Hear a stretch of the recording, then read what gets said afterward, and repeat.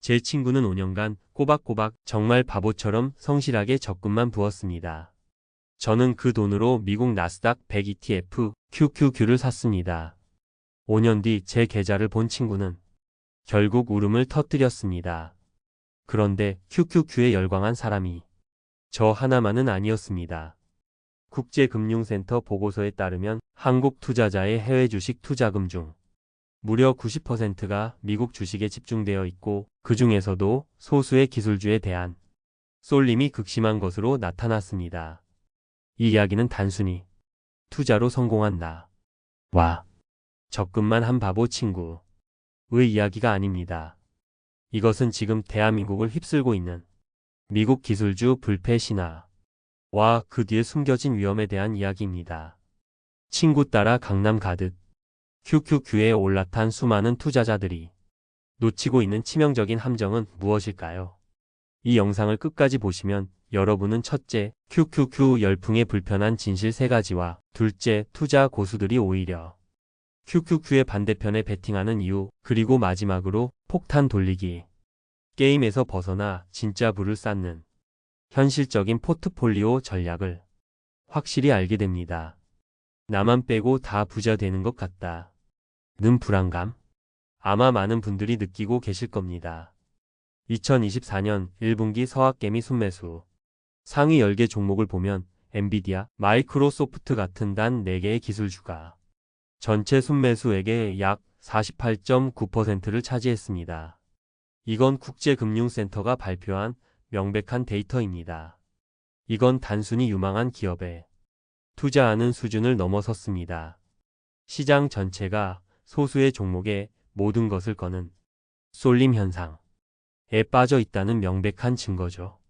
사실 제 친구를 올린 제 QQQ 계좌의 수익률은 제 실력이 아니었습니다. 저는 그저 가장 뜨거운 파도에 올라탔을 뿐입니다. 하지만 여러분, 파도는 영원하지 않습니다. 이 열풍이 식었을 때 내가 들고 있는 이 뜨거운 감자를 받아줄 다음 사람이 없다면 어떻게 될까요? 이것이 바로 폭탄 돌리기의 시작입니다. 더 놀라운 사실은 모든 투자자가 QQQ의 상승에만 베팅하는 건 아니라는 겁니다. 한경마켓 PRO 기사에 따르면 투자 수익률 상위 1%에 해당하는 소위 서학개미 고수들은 최근 나스닥 100 지수의 하락에 베팅하는 인버스 ETF SQQQ를 가장 많이 순매수했습니다. 이게 무엇을 의미할까요? 바로 시장의 진짜 고수들은 현재의 기술주 랠리가 고평가되었으며 곧 큰 조정이 올 수 있다는 쪽에 돈을 걸고 있다는 뜻입니다.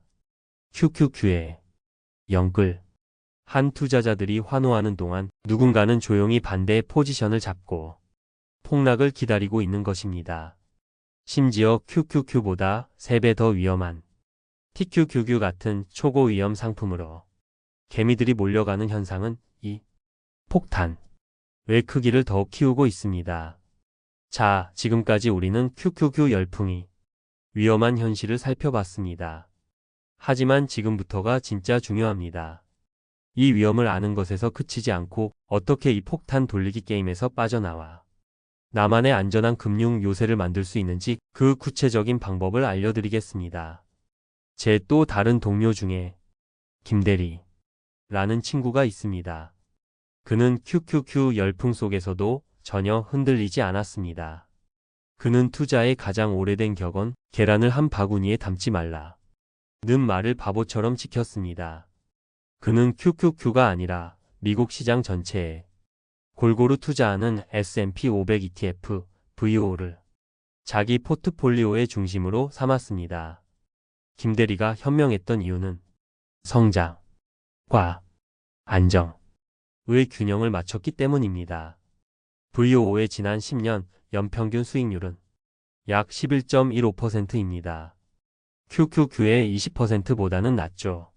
하지만 훨씬 낮은 변동성으로 꾸준히 우상향하며 자산의 단단한 초석 역할을 해줍니다. 지루해 보이지만 이게 바로 부의성을 쌓는 가장 튼튼한 기반이 되는 겁니다. 게다가 김대리는 이 모든 투자를 연금저축펀드 계좌에서 운용했습니다. 당장 수익에 대한 세금을 내지 않고 그 세금마저 재투자해서 복리 효과를 극대화하고 나중에 55세 이후 연금으로 받을 때 3.3%에서 5.5%의 낮은 세금만 내면 된다는 걸 정확히 알고 있었던 겁니다. 여러분이라면 어떤 선택을 하시겠습니까? 이제 여러분을 위한 구체적인 금융 요새 구축 3단계 로드맵을 말씀드리겠습니다. 첫 번째 단계 포트폴리오의 핵심부터 세우십시오. 여러분의 전체 투자금 중 50%에서 70%는 미국 대표 500개 기업에 분산 투자하는 VO, 즉 S&P 500 ETF로 채우시는 겁니다. 이것이 어떤 시장의 흔들림에도 당신의 자산을 지켜줄 단단한 성벽이 될 겁니다. VO는 운용 보수도 0.03%로 거의 없다시피 해서 장기 투자에 최적화되어 있습니다. 두 번째 단계 성장 엔진을 30% 이내로 제한하십시오.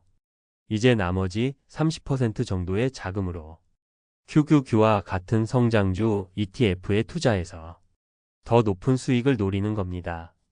QQQ는 당신의 성을 더 높이 쌓아줄 강력한 공격수입니다. 하지만 결코 모든 것을 걸어서는 안 되는 특수부대와 같습니다. 이렇게 하면 시장이 좋을 때는 QQQ가 전체 수익률을 끌어올리고 시장이 나쁠 때는 VO가 자산을 굳건히 방어해주는 균형 잡힌 구조를 만들 수 있습니다. 마지막 세 번째 단계 절세계좌라는 무적의 방패를 드십시오. 이 모든 투자는 반드시 연금저축펀드나 IRP, ISA와 같은 절세계좌 안에서 하셔야 합니다. 한번 계산해 볼까요? 일반 계좌에서 해외 ETF로 1000만 원의 수익을 내면 기본 공제 250만 원을 빼고 나머지 750만 원에 대해 22%인 165만 원을 세금으로 내야 합니다. 하지만 연금 계좌에서는 이 세금을 당장 내지 않고 그대로 재투자할 수 있습니다. 수십 년 뒤 이 세금의 차이가 당신의 최종 자산 규모를 완전히 바꿔놓을 겁니다. 오늘 이야기의 핵심은 QQQ는 나쁘고 VO는 좋다가 아닙니다.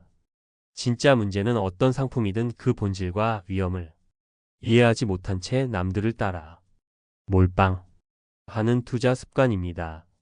제 친구가 흘린 눈물은 적금을 부어서가 아니라 스스로 공부하고 자신만의 원칙을 세우지 않았기 때문입니다. 옆 사람이 QQQ로 얼마를 벌었다는 이야기에 더 이상 불안해하지 마십시오. 여러분의 노후는 복권 한 장에 거는 도박이 아닙니다.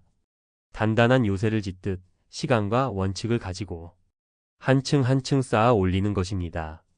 그 벽은 당신을 공격하는 벽이 아니라 당신을 지키는 계단이 될 것입니다. 지금 당장 여러분의 투자 포트폴리오를 열어보십시오. 특정 종목이나 테마의 90% 이상 쏠려 있지는 않습니까?